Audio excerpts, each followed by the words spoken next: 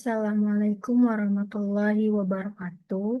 Perkenalkan, nama saya Rindang Tata Andini dengan NIM 24060040. Baiklah, di sini saya akan menjelaskan materi bab 7, ekonomi makro 2.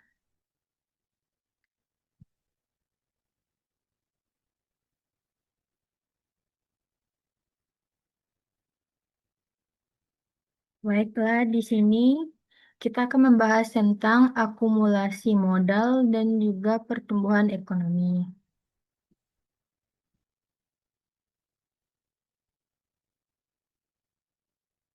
Baiklah, yang pertama kita akan membahas tentang model pertumbuhan Solo.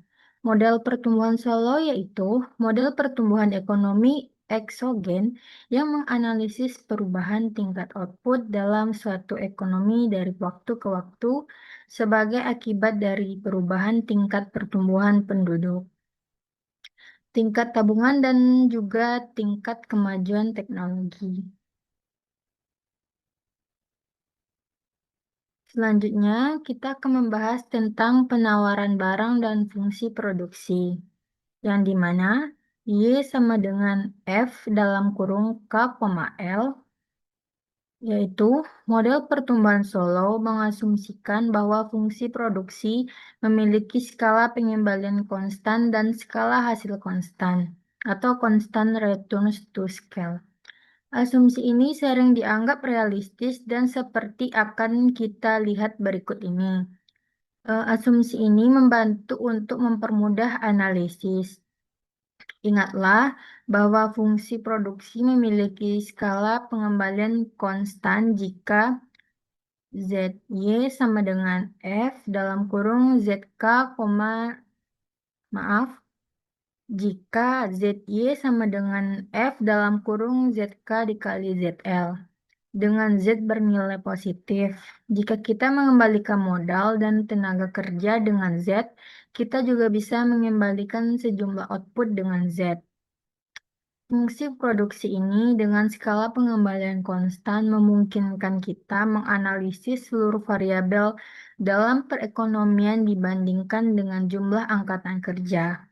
Untuk melihat kebenarannya, kita gunakan yaitu Z sama dengan 1/L. Dalam persamaan ini, kita untuk mendapatkan yaitu Y/L sama dengan F dalam kurung K/L dikali 1.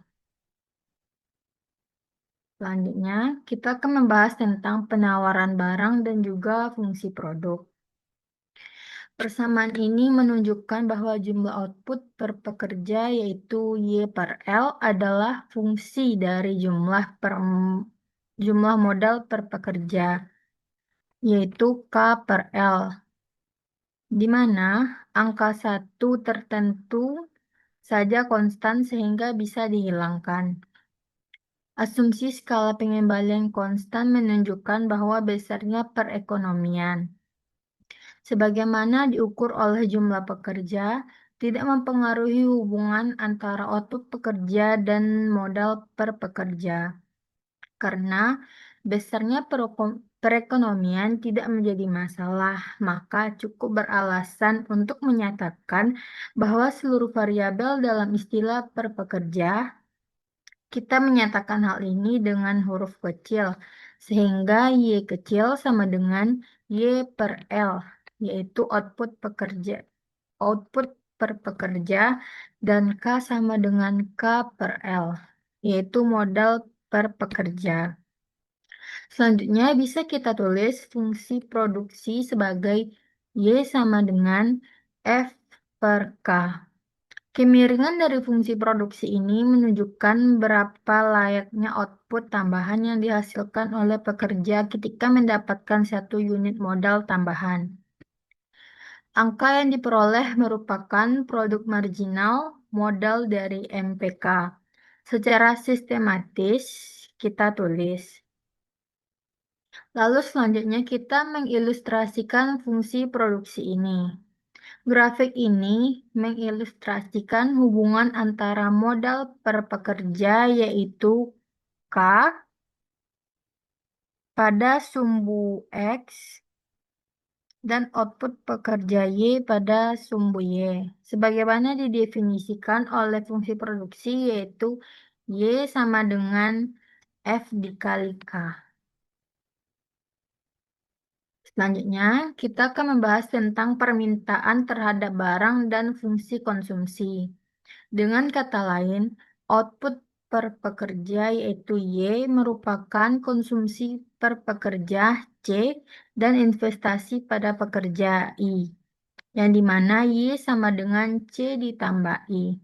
Dalam model ini, kita menghilangkan belanja pemerintah dan juga ekspor neto, seperti yang terdapat pada persamaan identitas.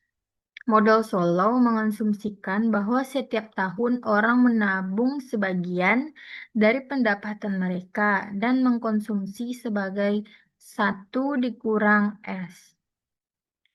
C sama dengan I dikurang S tutup kurung Y.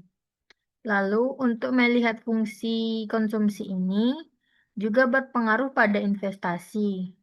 Substitusikan, yaitu 1 dikurang S dikali Y.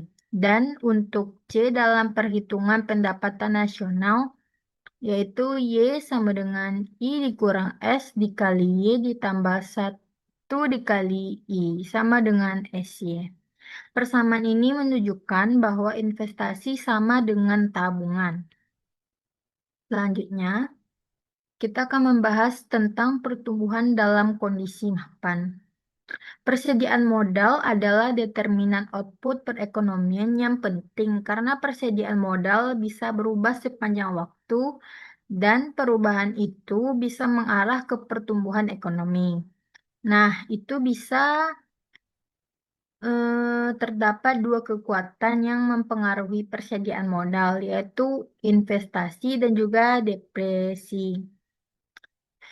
Lalu, sebagaimana dinyatakan sebelumnya, yaitu I sama dengan S dikali Y, maka kita bisa mengganti fungsi produksi untuk I sama dengan SF dalam kurung K. Lanjut. Nah, di sini ada output konsumsi dan juga investasi. Pada gambar ini dapat disimpulkan bahwa tingkat tabungan S menentukan alokasi output antara konsumsi dan investasi. Untuk setiap modal, yaitu K, output adalah F dalam kurung K. Investasi adalah SF dalam kurung K dan konsumsi yaitu F dalam kurung K dikurang S dalam kurung K. Lalu, di sini ada alur penelitiannya. Pada gambar ini, depresiasi sebagai persediaan modal yang konstan dan raw habis dipakai setiap tahun. Karena itu, depresiasi adalah proporsional terhadap persediaan modal. Sebagai persediaan modal yang konstan dan habis dipakai setiap tahun, maka depresiasi adalah proporsional terhadap persediaan modal. Lanjut, di sini ada akumulasi modal. Nah, kita bisa menyatakan dampak dari investasi dan depresiasi terhadap persediaan modal.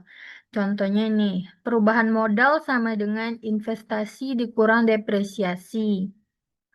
Maka K sama dengan I dikurang SK, di mana K ini adalah perubahan persediaan modal antara 1 tahun tertentu dan tahun-tahun berikutnya. Nah, sedangkan I ini adalah investasi yang sama dengan SF dikurang K. Nah, jadi kita bisa menuliskannya jadi K sama dengan SF dalam kurung K dikurang dengan SK. Lalu di sini investasi, depresiasi, dan kondisi mapan. Nah, pada gambar ini bisa bisa ya kita lihat di sini bahwa tingkat modal pada kondisi mapan adalah tingkat di mana investasi sama dengan depresiasi yang menunjukkan bahwa modal tidak akan berubah sepanjang waktu. Di bawah di bawah investasi melebihi depresiasi sehingga persediaan modalnya tumbuh. Di atas investasi kurang dari depresiasi sehingga persediaan modal menyusut. Lanjut. Nah, kondisi mapan di sini juga dimaksudkan bahwa semakin tinggi persediaan modal, semakin besar pula jumlah output dan investasi. Semakin tinggi persediaan modal, semakin besar pula depresiasinya. Nah, jadi ketika investasi dan modal ini memiliki jumlah atau besaran yang sama, sehingga ini dapat menyebabkan besar modal dan output itu tidak tumbuh ataupun menyusut. Maka itu yang disebut dengan kondisi mapan. Jadi, kondisi mapan tuh kayak modal dan output itu tidak tumbuh dan tidak juga menyusut. Maka itu disebut dengan kondisi mapan. Lalu di sini, bagaimana tabungan mempengaruhi pertumbuhan? Nah, jika tingkat tabungan tinggi, perekonomian akan mempunyai persediaan modal yang besar dan tingkat output yang tinggi.